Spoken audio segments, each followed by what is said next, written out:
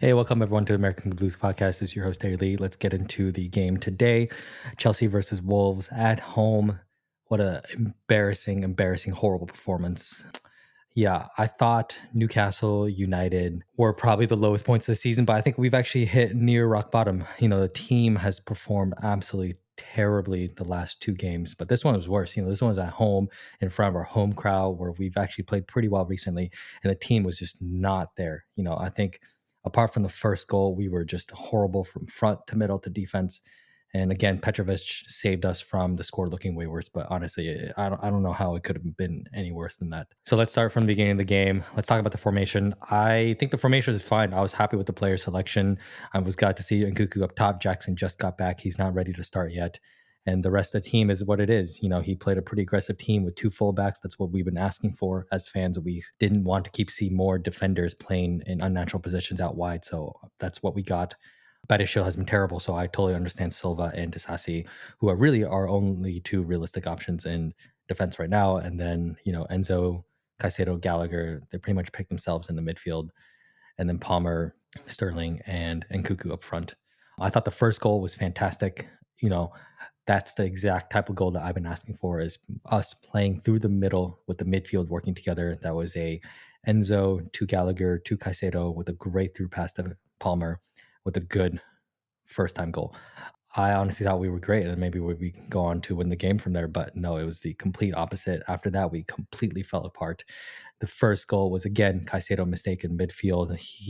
There's some people saying he was left out to dry. I don't think he was left out to dry. He had two players on him, but they weren't that close to him. He took a poor first touch, which let the challenge come in, poor second touch, and then it was off. And afterwards, we gave up the goal. And then the second goal was also Caicedo's fault. Chilwell, there's not much he could have done with that position. He was kind of caught in no man's land, so it was easy for them to, do a 1-2 around him. And then Silva didn't sprint out to cut out the cross, but he's 39. I can't really blame him because that's not really his game anymore. But who I do blame is Caicedo, who was just jogging again next to his midfield marker, who ended up beating him going on to score. I mean, that's time and time again this season. We've had our midfielders not track back and give away easy, preventable goals. That and not crossing and not cutting out crosses are probably like the two biggest reasons that we give up goals this season. And then again, the third goal was Silva's. Unfortunately, we can really see his lack of pace there. And again, I don't think that's his fault. He's 39. That's not his game. It's more of a problem with our system to put him in that position. But then, of course, our midfield doesn't track back again. But this time, I think it was Gallagher who was way behind his man, didn't see the danger. He tried to make up the space, but couldn't. So at least he tried to sprint back and cover, but ultimately it didn't matter because they ended up scoring anyways. And then the final goal, the penalty, I mean, I think you can argue, yes, he did graze the ball first. He also took out the player. So in that situation, VAR is never going to overturn it. And such a light touch on the ball, there's no way the referee was going to see that live. So I get why VAR didn't overturn it, although I'm usually on the side where if a defender at least attempts the ball and hits the ball and doesn't just go for man, I don't think that should be a penalty. But honestly, it didn't matter. Not really. Silva got a consolation goal at the end. Sure, great hitter. Who cares? And then do we have more chances at the end to maybe score and give it a good game? Sure, but our finishing is not where it is from our midfielders, so it honestly didn't matter. I think the more egregious miss was more from Jackson when he was like 4 yards outside the box with a perfect cross to his head, and he hits it wide. I actually think it was harder to hit it wide than to hit the goal because he was facing goal and he had plenty of room to aim for, but somehow he ended up mishitting it. And unfortunately, that's what we get with Nicholas Jackson. I think it's clear to me that number one, the players just haven't stepped up. They really haven't. Sterling is Sterling. His whole game is still dependent on stopping defenders and then beating them. But when it doesn't work, he doesn't really have a second plan. In the second half, he did have a few runs where he looked okay, but it didn't really amount to anything. And he can't beat the entire team on his own. He's not primetime Messi here. And then he also missed a fantastic chance with a great pass from Cole Palmer. But that's the story of our season. Sometimes we have good passes in the final third and our finishing isn't there. But I think the overall issue is just with how this team is built. You can see 7 months in, I see this manager who's supposed to be really good. He's supposed to be able to set up young players really well, but none of it really seems to be coming through. Our midfield still plays wide apart. I'm not sure why Caicedo is constantly in the holding midfield on his own. He consistently gets double teamed. Enzo is nowhere nearby. He's all the way up the field. Gallagher is also nowhere nearby. He's also up the field. So I feel like if you see mistakes again and again that are similar, that has to be down to the manager. I'm not sure how we're seeing as fans that our midfield doesn't track back, that they don't play together, they're not close, they don't do 1-2s to try to move the ball through. And I honestly don't know what Pochettino is doing during practice to alleviate that. I understand this is a whole group of new players, but they've been with this manager for 7 months and we don't see a single pattern play. And that's very, very, very concerning when there are other brand new managers such as Tottenham, even with Wolves, who came in, right before the start of the season, and you could clearly see a foundation and a style of play right away. And we just still don't have that. Now, do I think 7 months is enough to say a manager needs to be sacked? I don't think so. I think 7 months would be incredibly harsh. And I think Pochettino is a good manager. And I think he is the correct manager for us still. But I also wouldn't argue against people calling for his head. When the match day crowd turns against you, that's a really bad sign for any manager. And then even his post match interview where he said, his fault, but then also the players' fault. Those are kind of statements that a manager makes when they know they're about to be let go. I think it was right for him to call out the players after the Newcastle game for not putting in the effort. I think that's fine. I think as a manager, you can call out your players once during a season and then get some type of response. But if you call them out a second time, that's very difficult. That's difficult to excuse, and that's really hard for any player to hear that and then still want to give their all for that manager.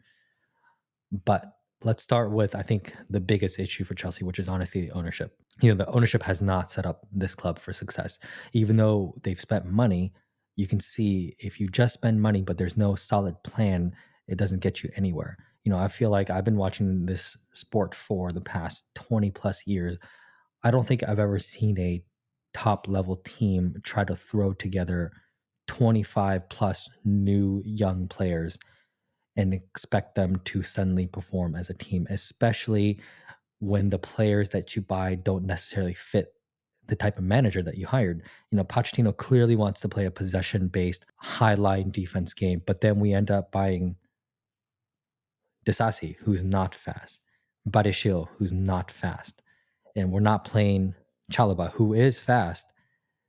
And then Colwell, we don't even use him in the right position. So I think part of that is the manager, but part of that is the ownership having no idea what profile of players to actually buy. And that's a big problem. And I mainly blame the ownership for hiring people like Paul Stanley and Lawrence Stewart. It's pretty evident that these two guys, honestly, I have no idea what type of team they're trying to build. I feel like they risked the next decade of the club's finances on these 20 or so players that they've bought, hoping that they would gel together and create this super team. But clearly that's not happening. These players don't make sense together. Our defense doesn't make sense with the style of play we have. And then our midfield, I'm not honestly sure why Caicedo was worth this much money, or why even Enzo was worth this much money, when they clearly either they don't know how to play together or they were extremely overvalued. And because our owners were desperate for success, they just ended up paying for what sounded like the next shiny toy that they could get their hands on. And it seems like our entire team is just that, a bunch of potential shiny toys for our billionaire owners to say they've spent money on, but clearly they're not functioning very well as a team. And that blame has to go to the sporting directors. I think part of the claim can go to the owners, but these owners don't understand the sport. Owners rarely understand the sport. They just have money. They're here to invest their money. But it is up to them to hire people who do know the sport. And I think they've placed their trust in the wrong people. My ideal for the future, if it's at all possible, is to just let Paul Winstanley and Lawrence Stewart go, hire Michael Edwards, who built that ridiculous Liverpool team. And he was at Tottenham before that and helped create that Tottenham team as well. He would be the perfect sporting director or director of football, whatever you want to call it, to help lead the cut forward. But obviously, that's a pipe dream. I don't think that's ever going to happen. We're pretty much committed, both financially and just out of pure stubbornness, to these two sporting directors and to this team that we built. Just because we're not going to be able to move any of these players on. We're pretty much at the limits of our finances, so we are stuck in this horrible situation. Now, that being said, let's talk about the manager. I completely understand why a lot of people are calling for Pochettino's head. 7 months in, we don't really have a pattern in play. Losing 4-2 at home to Wolves is just not a good look at this point in the season, especially now that we're down in 11th on the table. And if you look at our fixtures coming up, we could easily lose most of those games if we keep playing this way. And then we're talking about being in relegation zone. And that's the danger of being in this level is we can't seem to beat the teams up top. We can't even seem to beat the teams in the middle of the field, and we might beat the teams at the bottom on a good day. That is not a good place for this team to be. And I do think a lot of that blame does come down to the manager. When you don't see a pattern in play, when the system leaves certain players out to dry again and again and again after games and games. And it's so easy for opposing managers to set up their team to either dominate our midfield or our defense out wide. That's a problem with management. Now, I do agree. I think some of the players haven't stepped up. Especially Batasho recently. He's been absolutely awful. He doesn't seem like he's putting in effort in any way. And you can say that about Sterling, about Mudryk. You can even say that about Enzo and Caicedo with their jogging sometimes and their just lack of cohesive play or just simple touches and passing. But, unfortunately, I think the buck always stops with the manager and he has to take the blame. Something else I've seen some Chelsea fans say is that we need to go back to five at the back. I don't necessarily think that would work because we started off the season playing five at the back.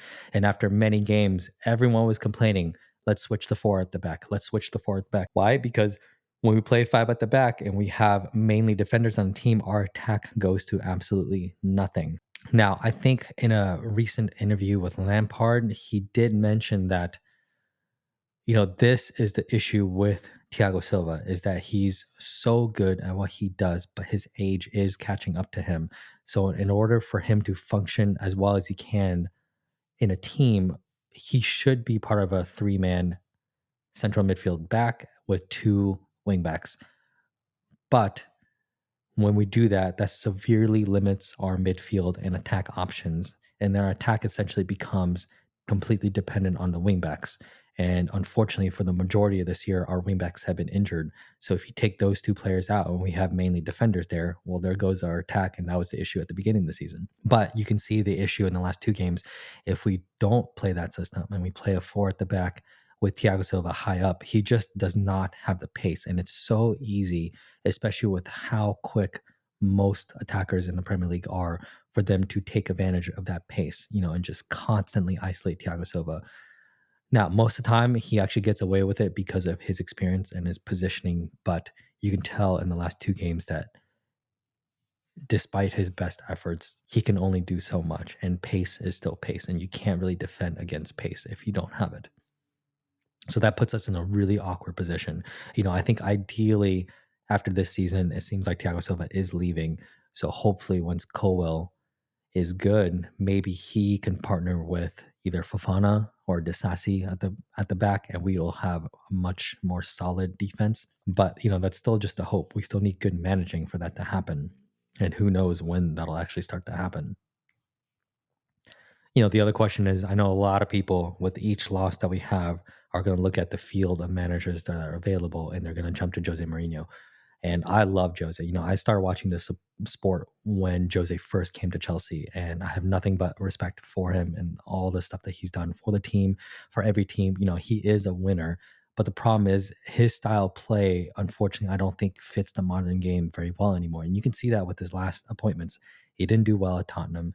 He did okay at Roma, but then ultimately he still ended up getting fired. Do I think he has the personality to come in and light a fire under these players and really teach them how to defend, how to work as a team? Yes, I do. And I do think he is very good at isolating out who can cut it, who is going to work hard for him and for the team. But I think his downside is, his whole thing is getting a team full of experienced people who are ready to play now, who are ready to win now. And this team is anything but that. And we don't have the resources to rebuild an entire team anymore. He has to come in and actually manage youngsters and make them better. And I don't think he's really shown that he can do that, maybe ever since Porto when he left. So I think Jose Mourinho would be a expensive and nostalgia filled band aid, but he will absolutely leave the club in a worse position. That being said, I'm not exactly sure who would be better to replace Pochettino right now, apart from Jose Mourinho.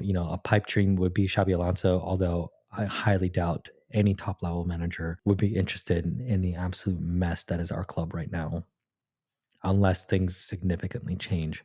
I think something that is on our side is that Xavi is a pretty young manager. He's doing incredibly well at Bayern Leverkusen. I don't know if he wants to try at Premier League before he jumps to a massive team such as Real Madrid or Bayern Munich, which is seemingly where he's going to end up anyways. But like I said, that's going to be a dream. And even if he comes, we still need the players to support the way he plays. We still don't have a striker who can put away goals, and we obviously need to focus on that. But now it's becoming more evident that we don't really have a left wing. We need a better midfield. We need a better central defense, and we need a better left back.